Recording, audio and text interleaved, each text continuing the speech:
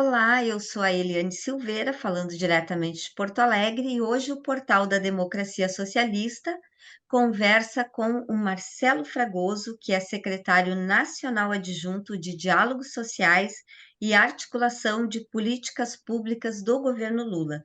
Junto comigo está o professor Juarez Guimarães, direto de Belo Horizonte, Minas Gerais, para esse nosso bate-papo. Marcelo, bem-vindo. Gente, prazer estar aqui com vocês, prazer também estar conversando com quem nos assiste. Bem-vindo, Juarez. Pois é uma conversa muito importante, né, para a sustentação e para os fundamentos e para o sucesso do governo Lula, né, essa conversa que nós teremos. Marcelo, o presidente Lula tem afirmado em várias situações, no país, em atividades no exterior, que o Brasil voltou. Como o Brasil voltou para os movimentos sociais? Acho que tem sido uma experiência muito gratificante, assim, em vários momentos até emocionante, né? Quando você coloca a relação que vem se construindo com a sociedade civil, com os movimentos populares, sindicais, nesse início de governo, em contraposição ao cenário que se viveu nos últimos 7 anos no Brasil, né? Eu tive a oportunidade de acompanhar a participação da sociedade civil, dos movimentos populares, ainda desde a campanha, mas também no período de transição. Então, acho que a primeira coisa que a gente precisa registrar, e é importante registrar, é de que há uma requalificação, digamos assim, da relação política do Partido dos Trabalhadores com os movimentos sociais, sindicais, populares, né? Então, a coordenação da campanha do presidente Lula foi uma coordenação que abarcou não só os partidos da coligação, né, da federação e os demais partidos da coligação, mas abarcou também a representação dos movimentos sociais, dos movimentos populares que estavam, desde o primeiro momento, engajados nesse projeto, né, de derrotar a extrema-direita no Brasil e de construir esse caminho de reconstrução, né, de união, de reconstrução do Brasil. Então, isso teve continuidade, né, nessa etapa da transição, foi uma transição muito rica, né, do ponto de vista de participação, de diálogo, de escuta com a diversidade da sociedade. Acho que foi um momento muito, muito importante esse da transição, e ali a gente, sob a liderança da presidenta do PT, da presidenta Gleisi, que naquela ocasião estava na coordenação da articulação política da transição, constituiu-se um conselho de participação social, né? Esse conselho, né, ele foi responsável, o trabalho desenvolvido ali nos 45 dias da transição, ele foi responsável por redesenhar o que seriam, então, as prioridades, as principais medidas para reconstruir os alicerces da participação social e da reabertura do Estado, do governo federal, para a relação com a sociedade, né? Então, vocês vão recordar que o governo Bolsonaro, ele, lá, um dos seus primeiros atos foi a tentativa de extinguir, né, os conselhos nacionais, os órgãos colegiados, os diversos grupos através do qual o governo fazia essa interação com a sociedade civil, né? Ele foi, em parte, bem sucedido nisso, teve a sua sanha limitada pelo Supremo Tribunal Federal, mas estabeleceu não só essa extinção, mas um conjunto de dificuldades, né, de empecilhos para essa participação, né, em normas, decretos do governo federal. Então, a primeira ação do governo, no dia 1º de janeiro, entre aqueles decretos, aquelas medidas assinadas pelo presidente, foi a revogação desses decretos do governo Bolsonaro, que permitiram, então, o desaguar, né, e a retomada desse ambiente de participação, de diálogo, dos ministérios, do governo como um todo, com a sociedade civil, né? E também foi nesse espaço de diálogo com a sociedade civil, que se reconstruiu a Secretaria-Geral da Presidência da República como a casa da participação, né, dentro do governo. É o órgão, é o ministério, né, o órgão de assessoria ao presidente, que está voltado ali para promover essa relação política do governo com a sociedade civil. O presidente tem dito inúmeras vezes já de que ele preza e valoriza muito a relação política com os partidos, com os presidentes dos partidos, com as lideranças do Congresso, da Basileada, mas que ele enxerga no pé de igualdade a relação política com a sua base social, né? Com o ciclo, com o conjunto dos movimentos populares, dos movimentos sindicais, das organizações da sociedade civil, e tem prezado muito e promovido muito esses momentos de diálogo sobre a política, sobre as prioridades do governo, sobre os desafios desde o período da transição, e continuamos nisso agora, por exemplo, nessa semana, né? Ontem o presidente, então, deu posse, instalou o Conselho de Participação Social, com a representação aí de 68 organizações dos mais diversos segmentos da sociedade, com esse objetivo, né, de demonstrar e passar a mensagem concreta e simbólica de que é um governo construído no diálogo e na participação. Pois é, Marcelo, uma das reflexões sobre os limites dos governos anteriores, né, Lula e Dilma, foi em relação à organização da cidadania, isto é, houve um processo de criação de novos direitos, houve inclusão social, mas houve uma falta de organização desses cidadãos incluídos nas políticas, né? E principalmente no que diz respeito às políticas voltadas para as populações de baixa renda, né? Os programas do Bolsa Família, os programas Minha Casa Minha Vida, tiveram pouca mediação no sentido de conselhos e geraram pouca articulação social no rastro, né, dessas políticas. E se pensarmos bem, tratam-se de setores das classes trabalhadoras, né?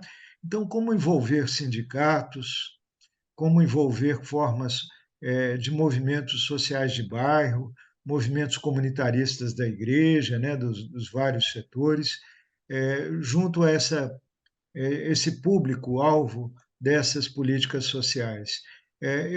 Inclusive, acho muito importante essa ideia de que o neoliberalismo criou a ideia do empreendedorismo individual como uma saída.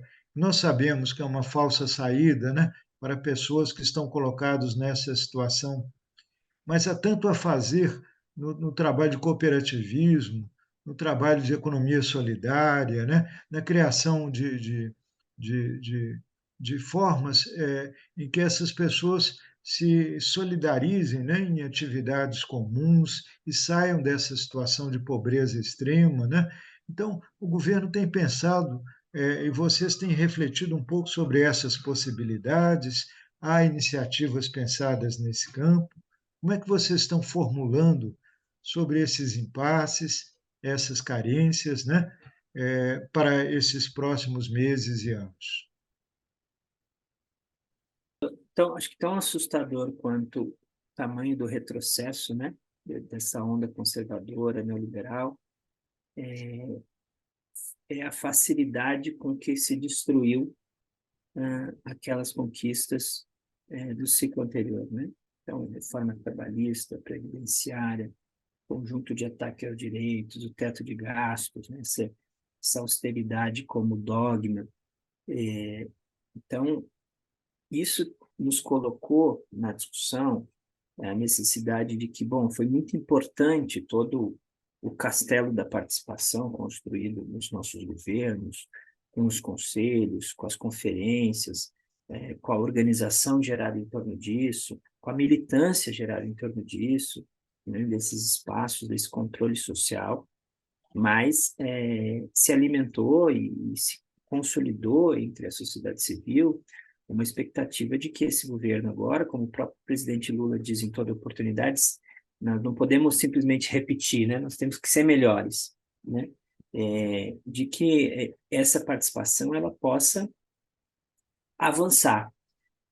E acho que ela avança da seguinte forma, né? Ou as possibilidades que estão postas para esse avanço caminham justamente nessa ideia de enraizamento, de organização social, com educação popular, com formação cidadã, numa perspectiva de que as conquistas elas não se disfarçam, né? Elas se tornem não conquistas de governo, não necessariamente ou não exclusivamente o que o senso comum chama de políticas de Estado, mas que elas se tornem conquistas populares, né? Das quais o povo, os seus sujeitos, os seus objetos não possam abrir mão delas e não aceitem abrir mão delas. Então, acho que esse é um caminho fundamental aqui relacionado ao tema da participação. O presidente Lula colocou como prioridade o enfrentamento à fome, né? Nós fizemos uma caminhada aí de 10, 12 anos, governos do PT, que levou o Brasil a sair do mapa da fome, né? Nós temos um desafio de, nos próximos 4 anos, fazer isso novamente, e fazer de modo em que não haja retrocesso, né? Nós tivemos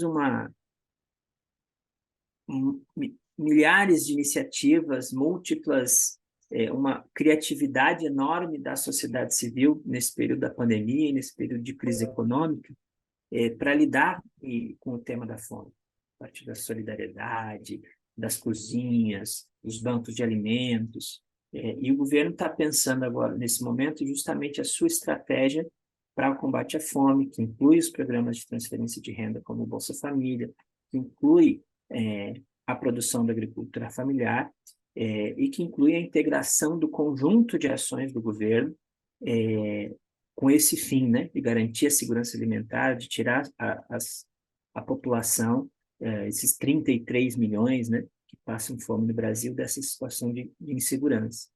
E nós estamos entendendo que é estratégico nessa discussão que isso seja feito de maneira associada a um processo de educação e de organização popular, né?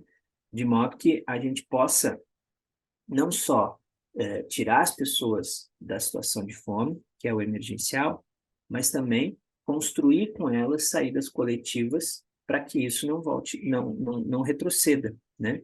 Saídas coletivas para garantir a segurança alimentar, mas saídas coletivas para garantir geração de renda, né? Para garantir acesso às políticas públicas, né? Para garantir essa consciência cidadã que é tão própria e tão necessária para uma democracia verdadeira, né? De que essas pessoas, de que o Estado não está lhe fazendo um favor, né? Mas de que elas são sujeitos de direitos, que esses direitos precisam ser afirmados todos os dias, para que eles se consolidem na nossa sociedade e que não haja um retrocesso. Então, o governo, nesse momento, para pegar este exemplo, né, bebendo na fonte das experiências dos mutirões, dos comitês populares, a gente tá discutindo qual é que vai ser a estratégia para o enfrentamento da fome, mas o mesmo vale nos temas da saúde, no tema da alfabetização. Tem vários déficits seculares, né, da desigualdade no Brasil que precisam ser enfrentados, precisam ser superados, e que nos parece que só vão ser superados se houver um outro patamar de relação com a sociedade, né? A gente não é admissível que a gente tenha uma visão simplista de que chega o Estado, chega a política pública e a sociedade pode se retirar, ela pode ir para o bastidor. O que a gente aprendeu, né? Nosso aprendizado é de que chega o Estado, chega a política pública, que tem que ter mais sociedade, mais participação, mais gente envolvida, né? Para que aquilo se consolide, se enraize, se torne conquista social, se torne organização popular, porque isso faz parte de uma democracia verdadeira, isso garante efetividade maior para essas políticas públicas, garante eficiência no gasto público quando ele é feito escutando a sociedade, mas quando ele é feito em parceria com a sociedade, né? Não se trata aqui de abrir mão das políticas públicas, mas se trata de fazer política pública com o povo junto, né? Com participação, com diálogo, com organização social, com educação popular enraizada nos territórios. Marcelo, uma das consciências que eu penso que a gente pode dizer que foi um ganho das esquerdas num período recente, foi superar essa falsa oposição entre a luta feminista, a luta antirracista e a luta das classes trabalhadoras, né? E frente a esse déficit de representação política dos negros e das mulheres, né, no Congresso Nacional, nos cargos executivos, houve até agora, recentemente, essa histórica formação, pela primeira vez, né, de uma frente parlamentar antirracista no Congresso. Como vocês estão pensando em ativar, né, essas dimensões da negritude e das dimensões feministas, né, no trabalho de participação social que vocês estão elaborando? Vou pegar alguns insights de pessoas, vocês já conversaram com a Rosane, vocês vão conversar com a Bira, vocês provavelmente vão conversar com a Conceição, né? Eu acho que tem um viés que, para a democracia socialista, ele é importante no debate feminista e no debate da participação das mulheres, que é esse viés da autonomia econômica, né? De você ter um arcabouço de políticas públicas, um conjunto de políticas que promovam a autonomia, que promovam a inclusão produtiva das mulheres, porque essa inclusão, essa sua inserção no mundo do trabalho, no mundo da produção, ela lhe coloca numa situação mais favorável para enfrentar essas desigualdades, para enfrentar um cenário de violência, né? Para enfrentar o machismo presente na sociedade. Da mesma forma, eu acho que isso também diz respeito ao enfrentamento do racismo, né? A gente conseguir ter políticas públicas, ter iniciativa que promovam a organização, que promovam os direitos desses setores. Então, a população negra, as mulheres negras são, sem dúvida nenhuma, o setor mais precarizado hoje no mundo do trabalho. Então, o governo age não só para combater o racismo, né, que infelizmente, e o machismo, que infelizmente voltam à tona, saem do armário, né, digamos assim, e a gente tem tido um retrocesso nesse campo, né, na sociedade brasileira, com essa cultura de ódio, de violência, mas que a gente construa o caminho para a superação dessas desigualdades, né?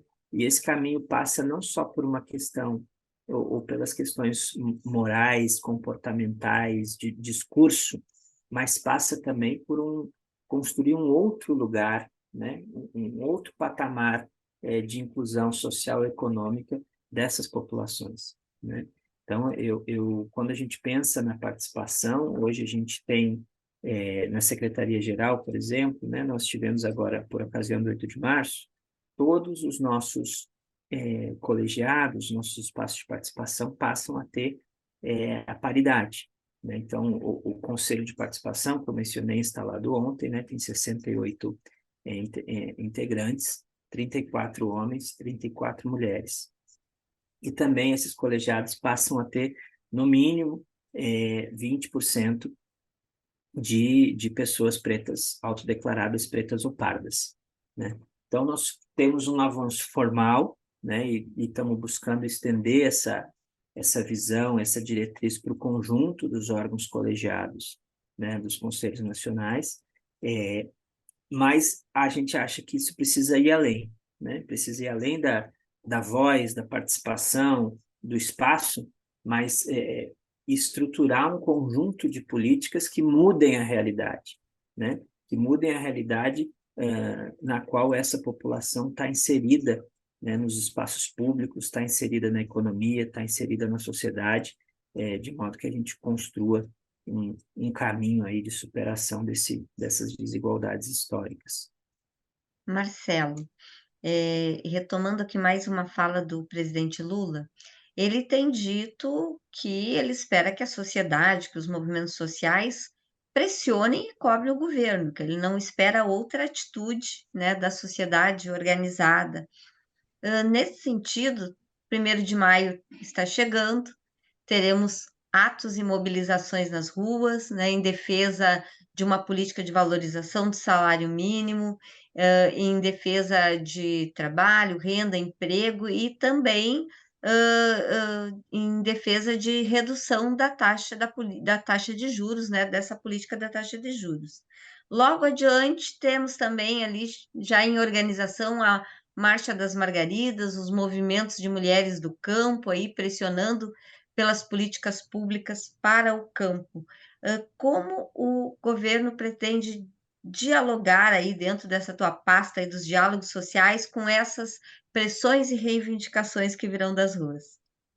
Bom, sobre o tema do trabalho, para pegar o gancho do salário mínimo, né? Então, o presidente, já lá nos primeiros dias de governo, instituiu um grupo que está trabalhando, a Secretaria-Geral faz parte desse grupo, não só para discutir o salário mínimo deste ano, né? Mas para discutir a retomada da política de valorização do salário mínimo em compasso com o crescimento do país, né? Então, foi essa política que permitiu aí os mais de 70% de elevação do salário mínimo durante os governos do PT, que ao lado do programa Bolsa Família foram os grandes motores da redução de desigualdade que o Brasil viveu nos governos Lula e Dilma.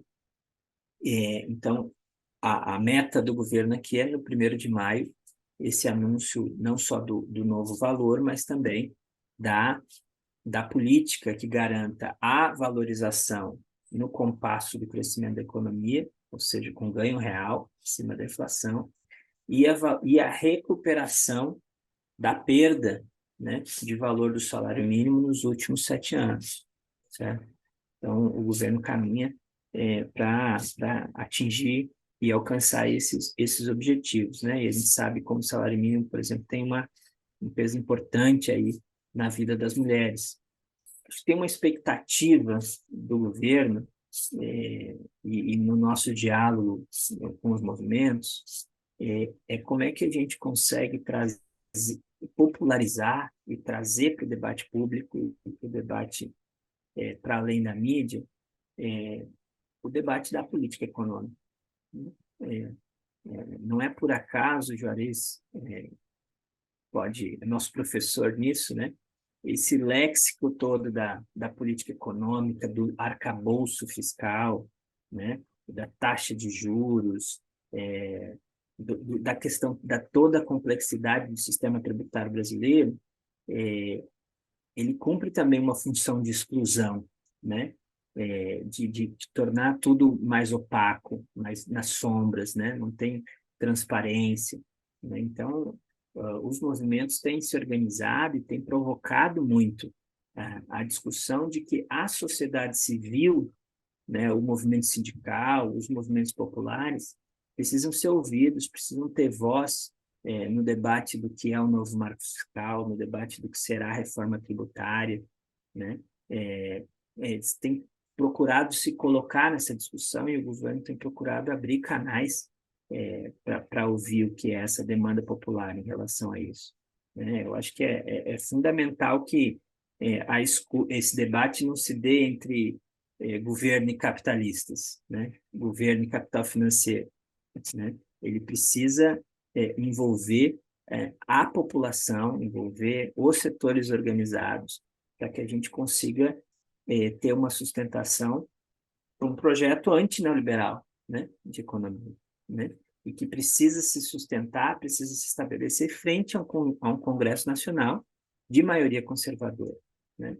Então, nós temos esse desafio e acho que tem uma expectativa dessa pressão positiva, né, e autônoma dos movimentos, no sentido de levar o Congresso, a discussão no Congresso Nacional e levar a discussão na sociedade no sentido de reconstruir o papel do Estado como promotor do desenvolvimento, como garantidor de direitos, né? E que, para isso, ele precisa de uma outra lógica de funcionamento que garanta a sustentabilidade do Estado, das políticas públicas, né?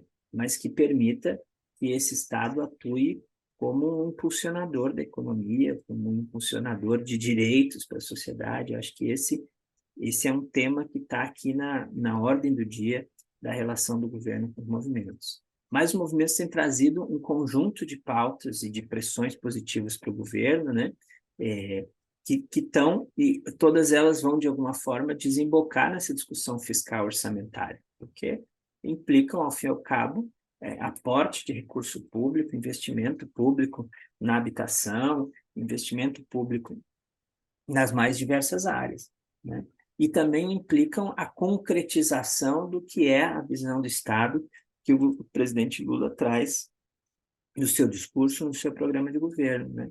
Então, o tema energético, o tema da mineração, né, que são temas complexos, também têm sido pautados pelos movimentos no sentido da gente retomar aquela discussão de soberania, retomar a discussão da sustentabilidade ambiental dos direitos dessas populações que são impactadas por esses projetos de energia, de mineração, né? Então, esse é um tema bastante delicado, que está na ordem do dia dos movimentos e que também tem exigido aí muito do nosso tempo, da nossa atenção, né? Nós saímos,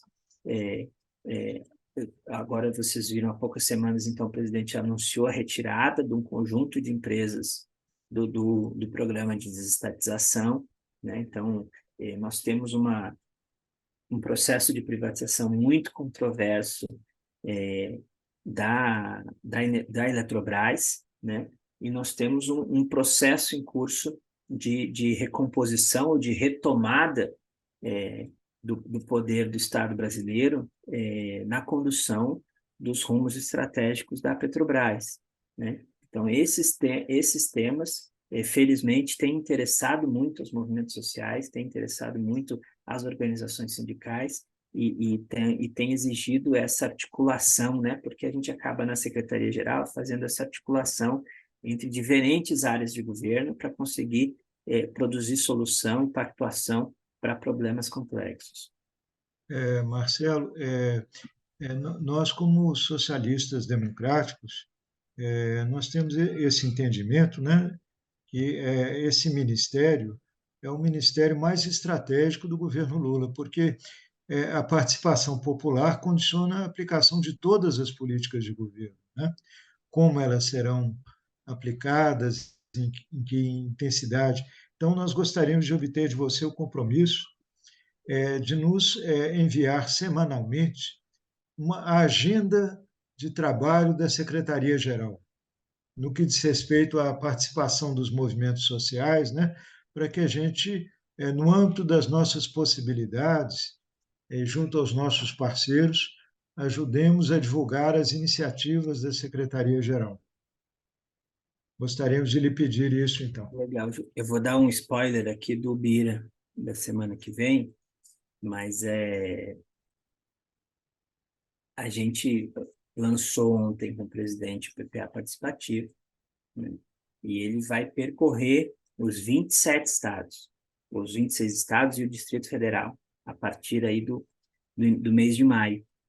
Então, acho que vai ser uma oportunidade muito grande, muito positiva para a militância conseguir intervir, né, nessa linha da pressão positiva, da reivindicação, de trazer essas prioridades que esse momento do PPA vai ser muito interessante para isso. O presidente Lula já tem afirmado que vai participar de algumas dessas plenárias, né, nos estados, e nós vamos ter, a partir dessas plenárias, né, tendo elas como estopim em cada região, em cada estado, um processo de participação digital e de participação livre, né? Pode ser feito pelos sindicatos, pelos movimentos, pelo movimento comunitário em cada cidade, no sentido de conseguir juntar o maior volume de participação, de ideias, de prioridades daquilo que é o que é o Brasil do futuro, né?